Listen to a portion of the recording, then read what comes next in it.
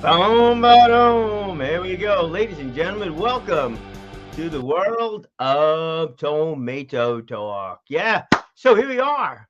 November 8th, it is. November 8th, 2022. It's election day of 2022. Midterm elections. What does it mean? Oh, it means a lot, doesn't it? It means like it's going to, well, I hate to say it, but it seems like it's going to set up another 2 years of arguing, not bickering. Bickering would be good, right? Bickering would be fine. Hey, look, this whole world is not built upon people agreeing with each other, without a doubt. I mean, there are people that have invented stuff that many of us thought they were crazy, crazy to do that.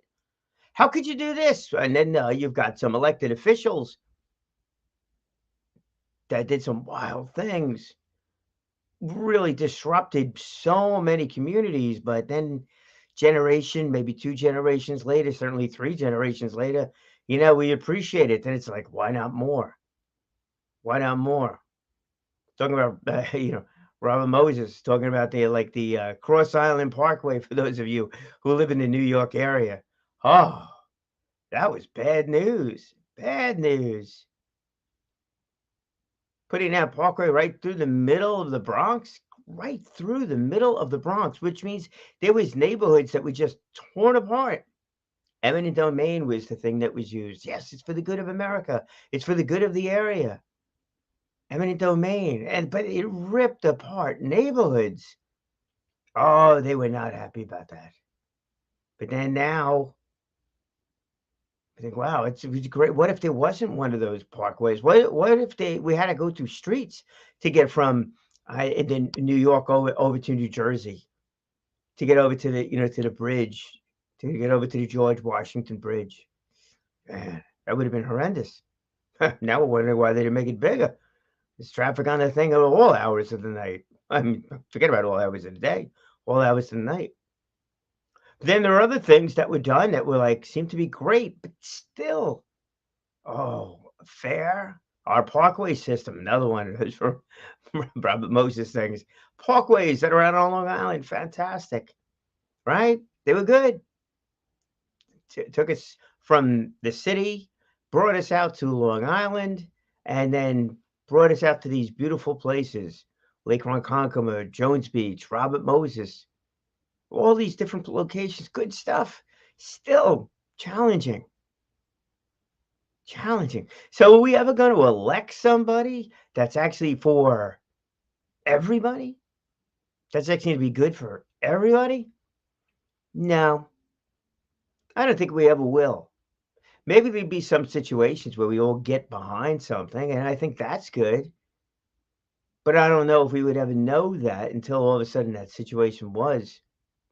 Hey, prior to doing this thing, I was watching a video. It had to do with World War II and how the Allies won the war because of factories. Gosh, sad to say, right? It was a factory. Our factories, the collective, our factories, were able to produce much more than the Axis factories. So we were able to put more planes in the air. We were able to put more ships in the water. Of course, a lot of people's lives over in that whole process, but we were able to do that.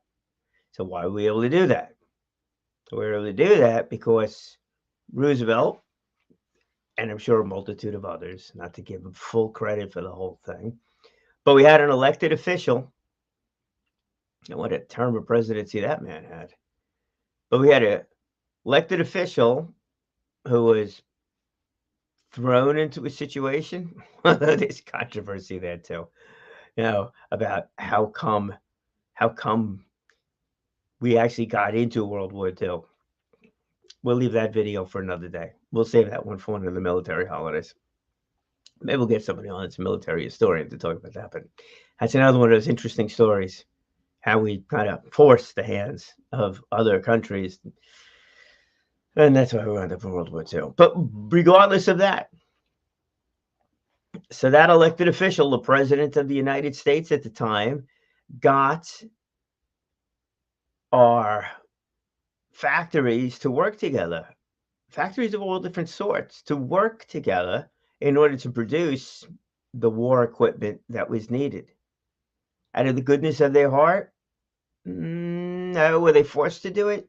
No. I mean, we were at war, so it was a little different in that respect. But still, it had to be brought together. There still had to be different factors that were tossed into it, different rules, regulations that had to be tossed into it that the government had to oversee. Had to oversee. But I'm sure there was controversy there too, amongst those businesses. Who should get the contract, who not, how they competed for it, who not, the rest of that. So our elected officials, what do we really look for? What do we truly, truly look for in an elected official? Good question, right? Do we look for a label? I hope not. I know many people do. Well, if it's a Republican person, gotta be great. Of course. If it's a Democratic person, gotta be fantastic. Or vice versa, we can go into negative comments on both sides too. Who's right and who's wrong? Ha! You just came to a conclusion, didn't you? I know you did. I know you did. But what about the person behind the label? How many of us don't consider the person behind the label? And that's a shame. How many of us don't consider the experiences of that person and how they could best serve the population, how they could best serve in that role that we're electing them for? Do we know? Do we put the time, energy, and effort into knowing that? I paused because I hope you just said yes. I didn't want to interrupt that yes. My guess? Not that many people said yes. My guess is that many of us, most of us, some of us, maybe you, maybe me, listen to headlines, or even some of these different speeches. Is that the whole story? Nah. Nah, you're writing a speech. What are you doing? You're writing for taglines. You're writing to get it remembered. Look, even giving a regular speech, whatever. I mean, there's a couple of points you're really trying to make. You can give a half-hour speech. Well, no problem with that. But what's the takeaway? What is really the takeaway? 3 different things, maybe? If it's more than that, nobody remembers. That's not good. So let's call it that. There's been so many situations. 3 topics, 3 main points. 3 main points. Last time you hired somebody, did you ask them what their 3 main points were? Or did you look at a little bit more than that? And that's an employee, someone who's answerable to you. When we're going out there and voting, we're casting our ballot for those that are going to represent us going forward. Is it just 3 main points? Where does that person stand on abortion? Where does that person stand on crime? Where does that person stand on inflation? That's it. Right? Those are the 3 biggies right now. Most of our people that we're electing over here not going to have a direct, they'll have an impact, but not a direct impact on those things either. Sway people, talk about it, whatever, stuff like that. But that's it. You get down to the local level, those local elected officials that we have mean so much more than just 3 topics. Really, so much more than 3 topics. There's one legislator that I'm working with, no names, no nothing, no topic, no nothing. I don't want anything like that. But you want to know, I don't know where he stands on abortion. I don't know where he stands on inflation. Inflation's not good. Okay, we all get that one. And I don't know where he stands on crime. Okay, maybe crime should be reduced. I think we could all kind of agree on that one. The abortion thing, that gets to be a little bit more challenging as that goes. But most of what he does got nothing to do with that. Most of what he does has got local stuff, local zoning, building, employment, programs, the schools, all the rest of that stuff. What are you going to ask her? So tell me, where do you stand on schools? Well, I think schools should be as best as they possibly can. Fantastic. What do you want to say? Now you're going to vote for me now. Brian says schools should be as best as they possibly can. Woohoo! Okay. I'd like to meet somebody who thinks schools should be worse. Right. So that's not it. It's actually their integrity. It's actually these people. And that is really the shame of it all, is that we're not voting on the real basic tenets of who some of these people are. Maybe what we think they are, but is it really truly who they are? Or is it just a tagline that they put forward? Brian's good for school. No, Brian's good for school. Brian's, whatever. I think school should be improved. Okay. How am I going to do that? Well, yeah, that's a process. We're going to look at all things, but what the heck does that really mean? Where is that on my on that elected officials priority list? Oh, top of the list. Is it really? What's the track record? What's been going on? Have we looked into all of that? My guess is no. Sad to say. My guess is no. Now, here's the thing. And this is the crazy part of it. This is the great part of it. It's challenging part of it. Call it what you will. Look, and it's the same kind of thing we've been looking at with a lot of different topics. Social media. Ooh, that's good. Cable channels. Hey, that's good. TV channels. Hey, that's good. Radio stations. Hey, that's good. Podcasts. Wow, fantastic. You can listen to podcasts on any one of a multitude of different things. Ads, Facebook, LinkedIn, it all comes up all over the place. Where are we all getting our information from? Is it what somebody else says? Hey, Brian said. What the hell does that mean? Nothing. It's my opinion. I'm just sharing my opinion. That is not the factual part of who somebody is. All these ads you get over there, what are they? 15 seconds, 20 seconds? There's one that pops up from one of the elected officials. Somebody should keep using that word. We don't use the word politicians. Elected officials. Gets 10 seconds into it, he's gone. It's like, oh man, just turn this thing off. Let me go. The debates that took place, right? It's another one too. It's like, who does better on the debate? Someone who looks the part. You want to go back to Kennedy and Nixon? There we go. You want to go back and watch a video? John Kennedy, Richard Nixon. Why did Kennedy win? He looked better. And not just purely on looks. He was younger and all the rest of that stuff. But, well, he put on makeup. Nixon did not. Old school versus new school? Or maybe that's an indication of the way Kennedy thought, the way Nixon thought. Maybe. But one took advantage of the media and the other one did not. Stuck to the tried and true. Paid the price for it, with regards to that election. So what do we really see about people? I think it's only half the story. Really, truly only half the story. So, here we are, it's election day. It's not exactly a good time for me to be talking about this thing because I don't know how much research you're going to put into it. And if you're like me, you voted already. Many people did the early voting, which I think is good. I went this morning. I voted early this morning. It was good. No line. I wonder if there's a line throughout the day. Which brings us to another topic. But you voted already.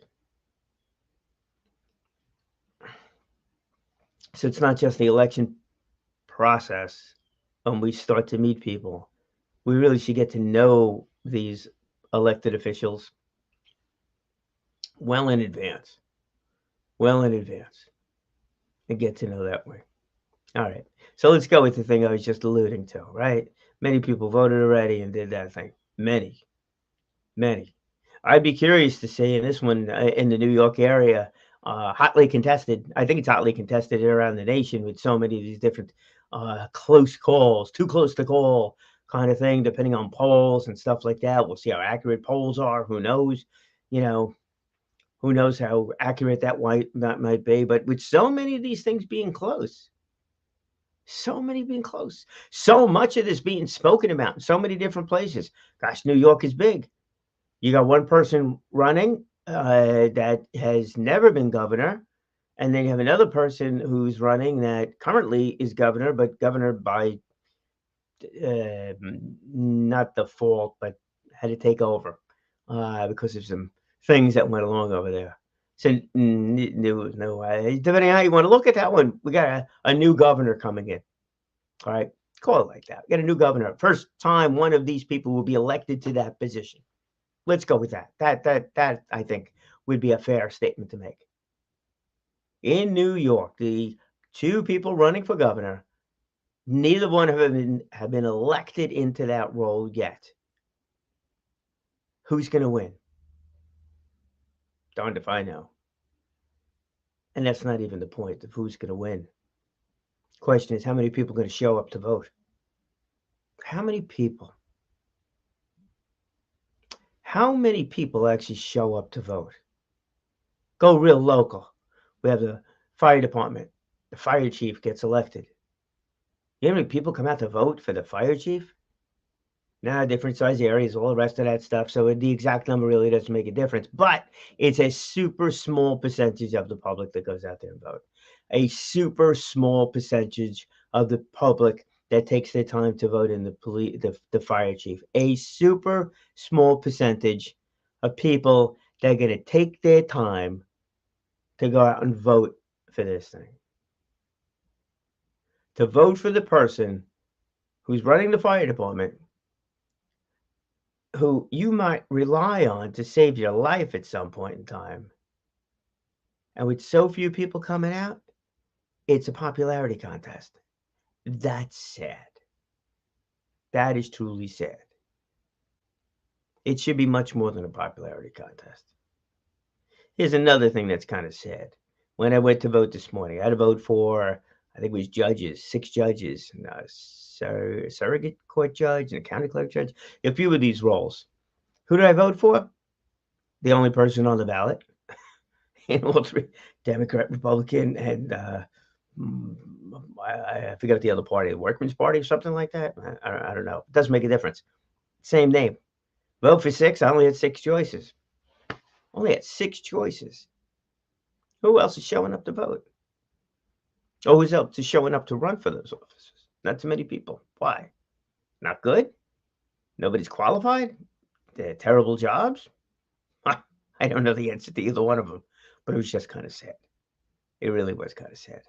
Another thing that's kind of sad is in our area, there was 2 propositions in the back. And maybe this is my fault, so I'm going to stand up and say, hey, my name is Brian, and this was my fault.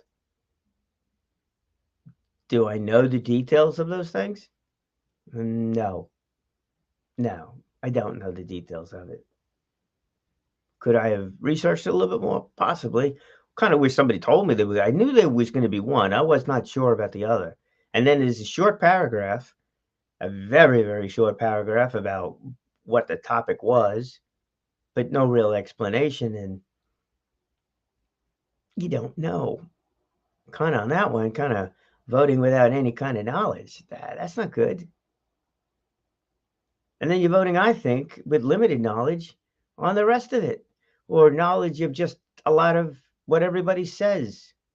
Oh, and you listen to your radio station, you listen to your TV channel, or you listen to your podcast about this whole thing. Are you listening to the other person's podcast station too? Or are you just being fed one point of view? You know, if you're just being fed one point of view, what are you learning? Nothing. You just have the same message being pounded into your head each and every day. Not good. Not good. You know, there's always 2 sides to every story, each and every time. Always is. No matter what it is. There's always 2 sides to it. There's always different points of view. There's always things to be considered. And there's also always different facts that are just not mentioned all the time. Right? I mean, I'm sitting here talking about this. Am I mentioning every fact? No, absolutely not. Brought up something this morning. Did I mention every fact? No, somebody else did. Boom, right off the top of his head. And it was a good point. Definitely a good point. So here's the problem. Here's truly the problem. If we listen to all of our news and we get all of this information in sound bites in small increments, we're not getting the whole story. If we only listen to our station, whichever it is, are you hearing the other person's side of it? No, you're hearing that station's point of view of the other person's side of it, which uh, is biased. We're going, it's biased. I mean, I had a partnership that I was in, it broke up. Whose fault was it? Well, talk to me, it was his fault. Talk to him, it was my fault. We have different points of view. Net effect is not in that partnership anymore. Plain and simple. Plain and simple. But the story behind it is different. Definitely different. The story behind every one of these elected officials is totally different. How did that person get to that level? Why did that person get to that level? What is it that drove that person to run for whatever office right in the first place? What is it? What is it? And I'm pausing right now because I'm thinking about it. It's like, I don't really know. I don't know. I don't know. And I really, on any of these people, why it is they decided to go and run for whatever office it is. I know they have different paths. I know they had different careers before doing this, but it's not why they're doing it. Why are they doing it? Don't know. I don't know. All right. I want to play a little video here, talk about the history of it. All right. And the history of voting. It's so easy now to get information from so many different places. I wonder what it was like going back in time. I wonder how challenging it was to get information about elected the people running for office in different places. You go down and listen to the town crier. Perhaps that's what it is. Newspapers, a couple of them biased. Perhaps they were. Don't know. I was not around. Maybe you were. No, I don't think you were either.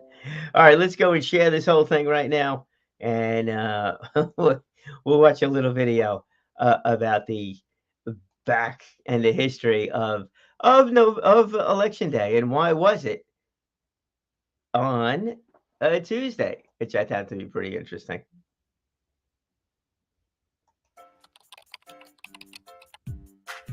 On the first Tuesday following the first Monday in November, Americans head to the polls to vote. But why? The answer lies in rural America and dates back to before an official election day became law in 1845. Back then, states had a window of 34 days for their residents to vote. It just had to be done by the first Wednesday in December. But that created problems. The states that held early elections could potentially sway the opinion of states that voted later, leaving the fate of the presidency in jeopardy. To fix the issue, Congress decided to pick a universal date. To encourage voting, they needed to find a day that worked best for most voters. At that time, that meant farmers. Now, farmers generally lived far away from their polling places, so a travel day needed to be taken into account.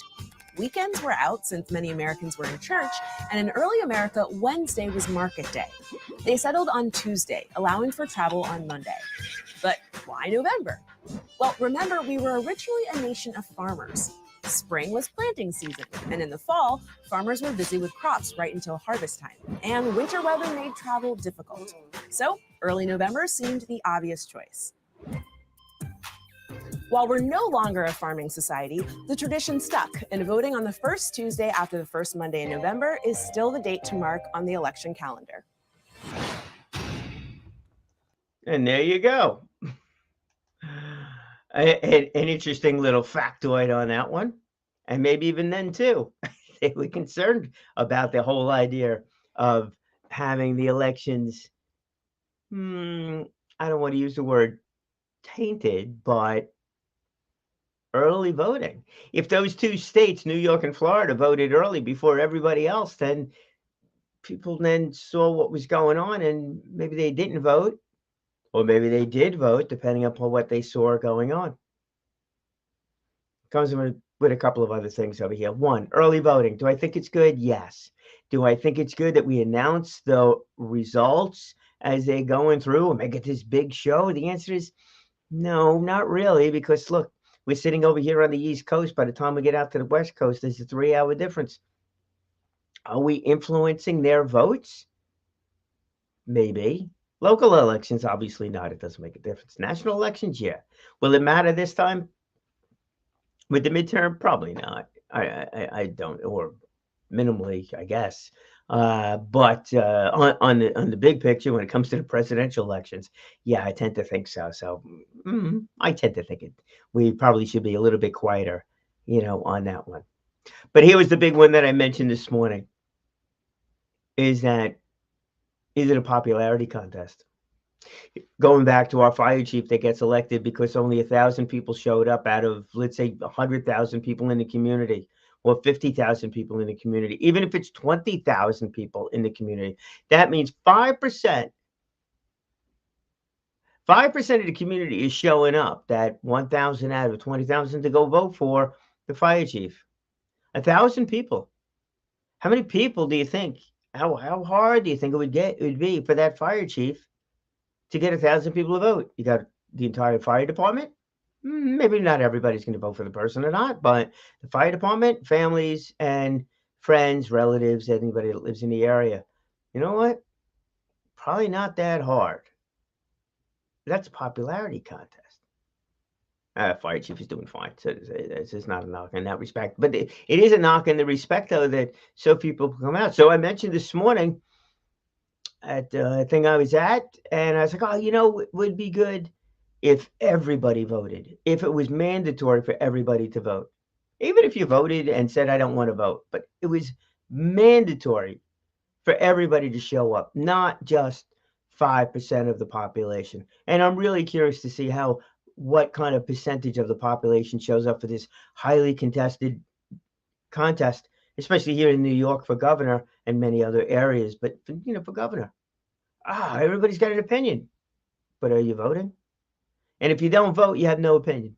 As far as I'm concerned, you have no right to say anything. Absolutely not. For doing that. But what if it was mandatory for everybody to go and vote? You know what his comment was? Because, he'd rather have a smaller percentage of the people vote that knew what they were voting for and knew who they were voting for. I'll make the assumption that he's correct in that respect, that those that show up to vote know who they're really voting for. I'll go with that. But his concern was on the other side. He says, if you make it mandatory for everybody to go out and vote, now you got a whole bunch of people voting that are uninformed voters. That's a problem. I don't really know how to fix that one. Maybe it is a matter of more complete interviews with these different elected officials. But will we sit down long enough to listen to it? I hope so. Maybe it is more radio, TV, podcasts, etc., programs that are really, truly non-biased. That really will allow both sides to explain out their position and reasoning why they feel about inflation, economy, crime, abortion, whatever, and really explain it out. Maybe then, if we're able to have real conversations, a little lacking right nowadays too, but maybe then if we had real conversations that were interesting, factual conversations, more and more people would know exactly who they're voting for and why they're voting for. And maybe that would be the catalyst for more people to go out and vote for who they feel would best represent them. So what does it all come down to? 3 simple things. They need to speak well, speak often, and live inspired, because they will inspire other people to go out there and do the same and perhaps vote for them as it goes through, and not make this whole thing a popularity contest, and not make this thing a matter of, I vote one way just because I always have, and not force people. Well, we can't force people to go out there and vote, but not have a situation where people are voting and not knowing why they're voting. You should know why you vote. You should vote. A lot of people have fought for everybody's right to go out there and vote. People used to travel a lot, as you saw in the video, a full day to go out there and vote. They took time out to vote. All you're doing, most probably, is jumping on a bus, walking down the block, or jumping in your car. Take you 10 minutes. Took me a total of 20 minutes round trip to go out and vote this morning. Vote. And then afterwards, you could speak well, speak often, and live inspired about who you voted for. Have a great day, my friends. Remember, tomorrow, guest time. All right, a little bit of music. What do you think? I think so. And then we'll call it a day.